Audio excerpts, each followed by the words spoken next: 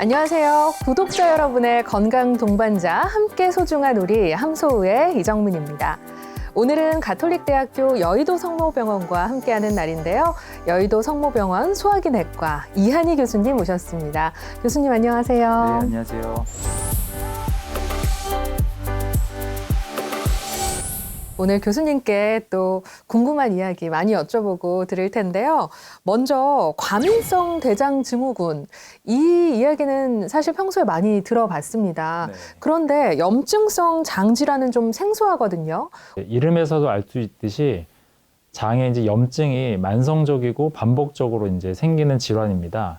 이 질환이 아직까지도 이제 원인이나 이제 치료가 좀 명확하게 확립되어 있지 않은 그런 질환군이거든요. 가장 흔한 증상은 이제 복통과 설사가 나타나는 것이고, 과민성 장증후군은 증상은 마찬가지입니다. 복통이랑 설사들이 이제 나타나게 되는데, 실제로 내시경을 해보면 장에는 아무 이상이 없습니다. 하지만 실제 환자는 증상이 있는 거죠. 그래서 이제 장에 염증은 없지만 장이 과민하게 움직인다라고 해서 과민성 장증후군이라고 하는데요. 염증성 장질환은 실제로 우리가 장을 보면 장이 많이 부어있는 부종이라든지 장이 빨갛게 되어 있다든지, 또는 장이 이제 건드리기만 해도 피가 난다든지, 장이 실제로 헐어있는 미란이라든지 궤양 같은 그런 소견들이 있습니다. 그래서 실제로 눈에 보이는 염증이 있다는 게 과민성 장증후군과 좀 차이가 있는 점이고요. 이제 여름철에 뭐 상한 음식을 먹는다거나 그러면서 생기는 급성장염이 있는데요. 급성장염은 수일 내로 좋아지거든요. 네. 하지만 염증성 장질환은 보통 증상이 몇 달 이상 이렇게 지속된 다음에 병원에 온다는 게 좀 차이가 있겠습니다. 이 염증성 장질환 하면요, 교수님, 궤양성 대장염 그리고 크론병을 이야기하는데 네. 이 두 가지가 대표적인 질환일까요? 이름은 한 번씩 들어보셨을 것 같습니다. 궤양성 대장염은 이름에서도 알 수 있듯이 대장염이거든요. 네. 그러니까 대장에만 염증이 생기는 병입니다. 하지만 크론병은 우리 소화관 전체에 이제 염증이 다 생길 수가 있습니다. 이제 입에서부터 항문에까지 그 소화기관은 모두 이제 침범할 수가 있는데요. 좀 주 나타나는 증상도 좀 다를 수가 있는데요. 궤양성 대장염은 혈변이 주로 나타납니다. 네. 반면 이제 크론병은 주로 복통이라든지 천공이라 그래서 장이 뚫리거나 네. 장이 막히거나 협착, 그다음에 어떤 고름집이 잡힌다거나 이런 좀 더 심한 증상으로 오는 경우도 많이 있습니다. 복통이나 설사 등 말씀해 주신 이런 증세가 호전되지 않고 지속적으로 나타날 때 어떻게 치료를 해야 할까도 고민이실 텐데요. 교수님, 제가 먼저 생각이 드는 건 대장내시경을 먼저 해보는 게 정확하지 않을까? 이제 대장내시경은 사실 이제 이 병을 진단하는데 가장 기본적이고 중요한 검사입니다. 왜냐하면 이 염증성 장질환은 실제로 아주 만성적이고 반복적인 염증이 장에 있는 게 확인이 돼야 되거든요. 그래서 대장내시경으로 실제로 육안적으로 꼭 보는 게 중요하고요. 근데 이제 염증성 장질환이 그럼 내시경만 보면 바로 진단할 수 있느냐? 또 그건 아닙니다. 임상적인 상황, 혈청학적인 검사, 장 외의 다른 증상들, 이런 여러 가지들을 종합해서 이제 진단을 내리는 것이 염증성 장질환이고요. 그래서 하나의 어떤 진단 기준이 딱 정립되어 있지 않다라는 게 이 진단이 좀 늦어지기도 하고 진단이 어려운 이유이기도 합니다. 네. 정말 감별이나 진단이 어려운 경우가 많을 것 같습니다. 어떤 완치의 개념도 좀 다를 것 같기도 하고요. 그 완치 자체가 힘들다는 생각도 드는데요. 네, 맞습니다. 근데 이 염증성 장질환은 아직 발병 원인도 잘 모르고 치료도 완치라는 개념이 없고요. 관해라는 표현을 씁니다. 관해요. 예, 그러니까 염증이 없는 상태를 만들어주는 거죠. 근데 최근에 이제 이 질환들이 많이 연구가 되면서 굉장히 좋은 약들이 많이 나오고 있습니다. 여러 가지 항염증제에서부터 시작해가지고 생물학적 제제라고 하는 주사 치료까지 여러 가지 치료들이 많이 나와 있는데요. 치료가 발달하다 보니 우리가 이제 치료의 목표가 좀 더 높아지는 거죠. 네. 임상적 관해를 좀 넘어서서 이제 완치의 길로도 이제 갈 수 있지 않을까 이렇게 생각을 하고 있습니다. 네.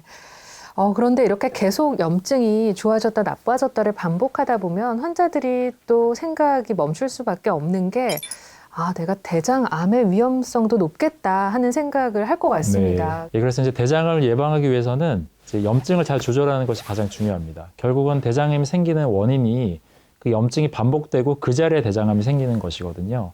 예를 들어서 이제 궤양성 대장염 중에 직장에만 국한되어 있는 대장염 환자들이 있거나 크론병 중에서 대장이 아니라 소장에만 크론병이 있는 사람들이 있는데 이런 경우는 대장암이 위험해지지 않는다라고 저희가 알고 있거든요. 결국은 대장에 생기는 염증을 조절하는 것이 가장 중요하고요.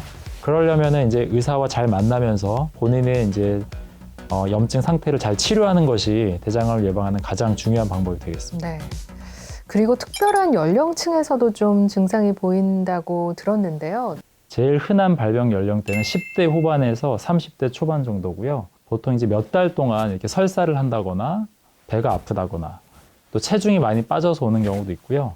본격적으로 병원에 오는 경우는 이제 실제로 변에 피가 보인다거나 좀 대변의 양상이 점액변이라고 해서 좀 끈적끈적한 변을 보는 경우가 있거든요. 그런 경우에 이제 좀 병원에 내원해서 진단되는 경우가 많이 있습니다.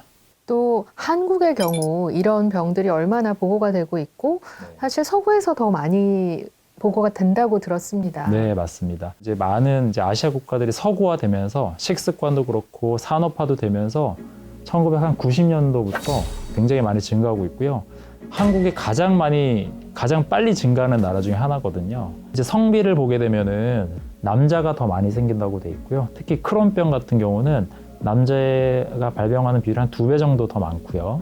궤양성 대장염은 남녀가 거의 비슷한데 남자가 조금 더 많은 것처럼 이제 우리나라 데이터는 그렇습니다. 염증성 장질환은 아무래도 이 식습관이 가장 많은 영향을 미치지 않을까 싶어요. 결국은 우리 몸에 이제 음식이 들어가서 소화기관에 닿게 되잖아요. 그래서 이제 그런 것들이 결국은 이 병을 일으키는 원인이라고 제가 생각을 합니다.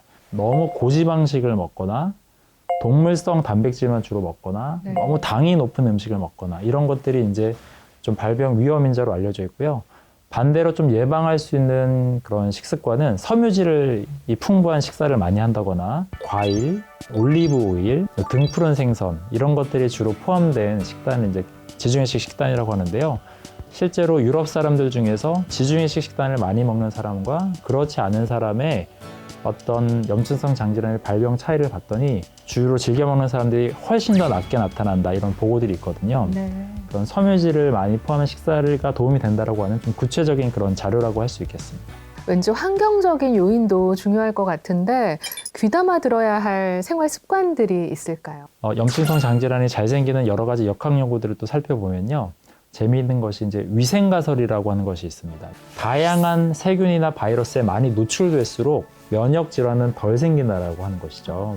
대도시보다는 시골에서 사는 사람들, 애완동물이나 가축을 키우거나 일조량이 많은 사람들, 야외 활동을 많이 하는 사람들이 그렇지 않은 사람에 비해서 예방 효과가 좀 있다고 알려져 있습니다.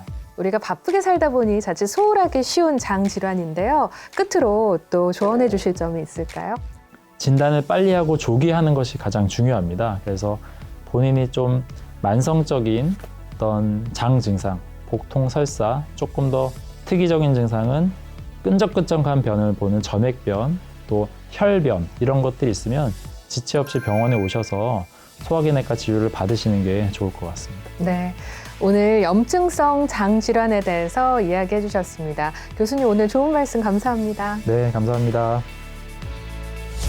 좋아요, 구독하기, 알림 설정.